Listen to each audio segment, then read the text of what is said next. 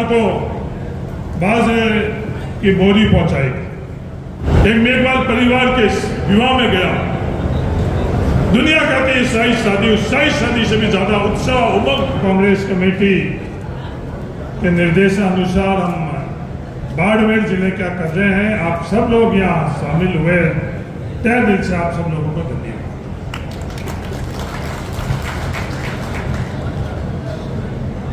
ये संविधान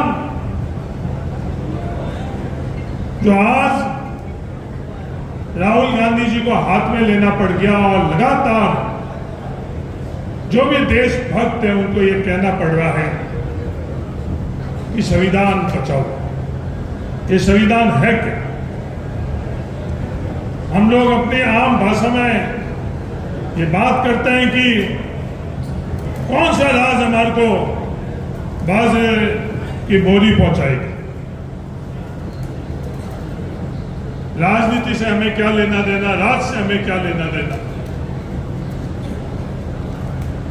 जिस जमीन के ऊपर हम हजारों साल से मजदूरी कर रहे थे, हम लोग मजदूर थे, इस संविधान ने हम लोगों को मजदूर से खातेदारी का अधिकार दिलाया और आज हम लोग उस जमीन के मालिक बने हुए। आज मंच पर बैठे हुए तमाम लोग आज मंच पर क्यों बैठे हैं? क्योंकि संविधान ने हम लोगों को हक और अधिकार दिलाया था जमीन। संविधान ने हम लोगों को हक और अधिकार दिलाया शिक्षा का। इस देश के अंदर संविधान से पहले देश में हर किसी को शिक्षा का अवसर नहीं मिलता। संविधान ने हम लोगों को बराबरी का हक दिलाया। संविधान ने हमको अधिकार दिलाए। हर नागरिक इस देश का बराबर का, कोई भी नागरिक बड़ा नहीं है, कोई भी नागरिक छोटा नहीं है। यह संविधान के मार्फत से हम लोगों को मिला। संविधान ने व्यवस्था करी, लोगों को ताकत दी वोट की। लोग जो मतदाता है वो अपने वोट के माध्यम से वार्ड पंच से लेकर और एमपी का चुनाव करते हैं।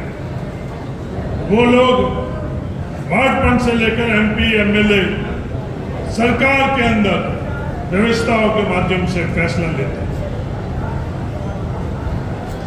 संविधान ने हम लोगों को प्रशासनिक तौर के ऊपर जो ये लोग सरकार फैसला लेती है उनको लागू करने का व्यवस्था करी। अगर इसमें कई कमियां गलती रहती है तो न्यायपालिका के माध्यम से संविधान किस चीज की इजाजत देता है और संविधान में किस प्रावधान में इजाजत नहीं है, वो न्यायपालिका के माध्यम से उसकी रक्षा और सुरक्षा की जाती है। पर आज देश के अंदर 11 वर्षों से हम लोग देख रहे हैं कि देश के अंदर जो फैसले हो रहे हैं वो संविधान के प्रावधान के माध्यम से नहीं हो रहे। देश के अंदर जो भी फैसले हो रहे हैं उन फैसलों को सिर्फ और सिर्फ किसी के माध्यम से होने की व्यवस्था तो वो संविधान के माध्यम से होता है। कोई भी फैसले के अंदर देश के अंदर उसमें छूट नहीं है। और तमाम संस्थाओं को कमजोर किया जा रहा है। आज निष्पक्ष चुनाव आयोग नहीं रहा। चुनाव आयोग कैसे बने, उस व्यवस्थाओं को जो हमारे संविधान निर्माताओं ने वो व्यवस्था बनाई उसको भी ध्वस्त कर दिया। सुप्रीम कोर्ट के चीफ जस्टिस की जगह सरकार का ही दूसरा प्रधानमंत्री द्वारा नियुक्त दूसरा सदस्य, अब वो कैसे फैसले लेंगे? पर ये हम लोग इस बात को समझ नहीं देंगे। आज जो संस्थाएं ईडी, सीबीआई, सीएजी, तमाम संस्थाएं निष्पक्ष तौर के ऊपर उन संस्थाओं का गठन नहीं हो रहा। निष्पक्ष तौर के ऊपर संस्थाओं के माध्यम से इस देश के अंदर फैसले नहीं हो। हम लोगों को ये लगता है कि व्यक्तिगत तौर पर हमारा क्या फर्क पड़ेगा, ये तो बड़े लोगों की बातें हैं, बड़ी बातें हैं। हमारे निजी जीवन के अंदर में क्या फर्क पड़ेगा, निजी जीवन में हमारे क्या अंतर रहेगा, हम लोगों के निजी जीवन के अंदर भी इसका प्रभाव रहेगा अगर संविधान के मार्फत से जो हम लोगों को हक और अधिकार और सुरक्षा नहीं मिलेगी, अगर वो नहीं रहेगी। आज जिस जमीन के ऊपर हम लोग खेती कर रहे हैं, वो जमीन हम लोगों के पास अगर इस तरह की व्यवस्था नहीं रहेगी तो वो जमीन क्या हम लोगों के पास रहेगी? बहुत बड़ा सवाल है, निशान है कि नहीं वो जमीन हम लोगों के पास में नहीं रहेगी।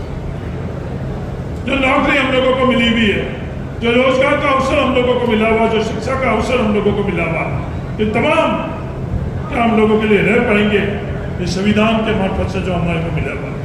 सड़क के ऊपर आज हम लोग चल रहे हैं, आज जो हम लोग आयोजन कर रहे हैं, बराबरी का हक और अधिकार आज हम लोगों को मिला हुआ, जिसके अंदर समर्थ है। कल मैं बॉर्डर के अंदर एक मेघवाल परिवार के विवाह में गया।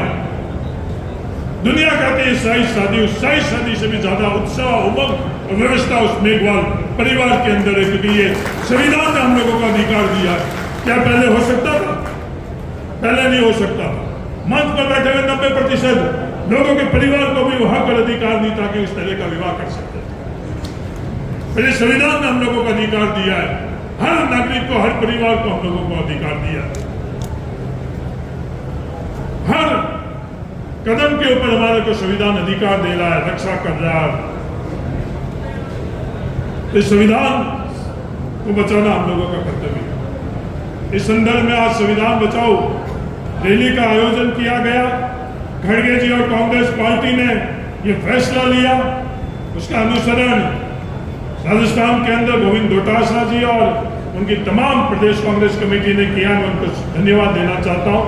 और अपन लोग बाड़मेर जिले ने सबसे पहले ये आयोजन किया, उसके लिए मैं तहे दिल से गोपाराम जी और गफूर अहमद जी को धन्यवाद देना चाहता हूं कि सबसे पहले अब एक और भ्रांति फैलाई जा रही है देश के अंदर कि संविधान की बात कर रहे हैं, पर यह बात तो सिर्फ दलितों की रक्षा के, उनके हकों की रक्षा के लिए किया जा रहा है। ये भ्रांति कौन फैला रहा है? मेरा निवेदन है, हर कोई देश प्रेमी राष्ट्रवादी आदमी ये पता करो ये भ्रांति फैलाई गई या नहीं फैलाई गई। आपके अगल बगल में इस बात को आप महसूस करो। हाँ, सबसे ज्यादा अन्याय अत्याचार हजारों वर्षों से दलितों के, आदिवासियों के साथ हो रहा था। आज भी सबसे ज्यादा अगर अन्याय अत्याचार हो रहा तो उनके साथ हो रहा। ये मैं नहीं कह रहा हूं, ये सरकारी आंकड़े कह रहे हैं और कोई नहीं। ये भारतीय जनता पार्टी और आरएसएस की सरकार कह रही है। क्या हम लोगों का फर्ज नहीं बनता कांग्रेस के कार्यकर्ता के नाते जिसके साथ अन्याय और अत्याचार हो रहा है उसके साथ में हम लोग खड़ा रहे? 90% से ज्यादा अन्याय अत्याचार किसके साथ हो रहा है? ये आंकड़े कह रहे हैं 90% से ज्यादा अन्याय अत्याचार हो रहा है SC, ST और पिछड़ा वर्ग के साथ। अगर 100 में से 90 दफे अगर हम लोग उनके साथ में नहीं खड़े तो अपन लोग गलत है। ये भ्रांति फैला रहे हैं, भ्रांतियों से हम लोगों को विचलित होने की जरूरत नहीं। ये भ्रांति फैला रहे हैं कि आरक्षण की चंद जातियों को है। इस देश के अंदर आरक्षण की व्यवस्था में हर जाति को आरक्षण है। 100% जाति को भारत के अंदर आरक्षण है। एक भी जाति ऐसी नहीं है जिसको आरक्षण नहीं है। पर ये भ्रांति फैलाते हैं कि जाति विशेष और आरक्षण के लिए ये बात है। हाँ, आरक्षण के अंदर दो व्यवस्था है।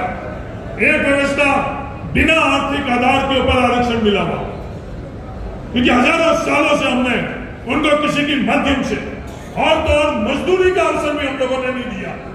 क्या आज हम लोगों के सामने ये सवाल नहीं उठता है क्यों SC और ST परिवारों को हमने कितना मजदूरी का, खेती का तो अलग बात, रोजगार का अलग बात, शिक्षा का अलग बात, बराबरी का अलग बात, मजदूरी का भी कितना हम लोगों ने अवसर दिया। और आर्थिक तौर के ऊपर हमने उनको कुछ एक कदम भी आगे बढ़ने के लिए व्यवस्थाओं ने उनकी मदद करी नहीं। इसलिए देश में संविधान निर्माताओं ने SC और ST के अंदर ये व्यवस्था करी कि उनको आर्थिक आधार के ऊपर नहीं किया जाएगा। हम लोग अच्छी तरह से जानते हैं हमारे बाड़मेर के अंदर सबसे ज्यादा अगर सरकारी कर्मचारी है मेघवाल समाज की। आज क्या मेघवाल समाज हम लोगों के बराबर में आ गए? चंद जो सिर्फ अधिकारी है उन लोगों के अलावा क्या आर्थिक तौर पर उन्नति करी हुई है? अगर हम लोग उत्तर ढूंढना चाहते कि नहीं, बहुत लंबा सफर है। जिस दिन समाज, जिस दिन देश ये महसूस करेगा कि हाँ आर्थिक तौर के ऊपर SC ST OBC बराबरी के अंदर आ गया, उस दिन भी इस बात की चर्चा करें। पर आज ये बराबरी के अंदर नहीं। आज इनके अलावा जो तमाम जातियां हैं SC और ST के